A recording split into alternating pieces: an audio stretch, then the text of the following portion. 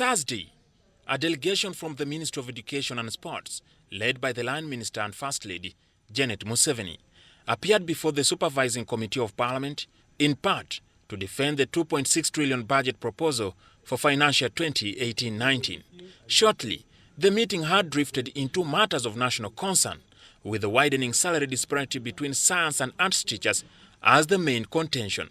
The chairperson of the Committee on Education and Sports, Connie Galwango, reiterated on the subject which was first raised on the floor of Parliament. We really find it irregular to see that a head teacher is going to supervise somebody who is earning a bigger salary, and even then the teachers are going to be divided.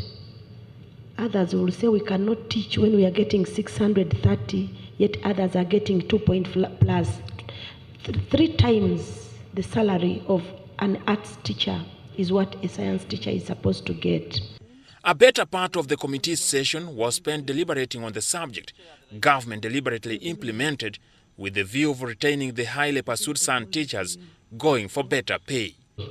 An English teacher is considered the other side, and yet the science teacher is supposed to teach in English. So if this English teacher relaxes, what happens? What kind of science will people understand? But for us as a committee and as Ugandans, we are concerned because our common sense just tells us that there is bound to be a problem, because we live in the same communities and people are already talking, grumbling. I am telling you, I'm a teacher by profession. I cannot go to class to teach my history and earn 630, and another one goes to teach chemistry the same hours and gets 2 million. Even as troublesome the disparity is insinuated to be, the ministry urges for understanding of stakeholders, emphasizing on plans of harmonizing the salaries in phases. The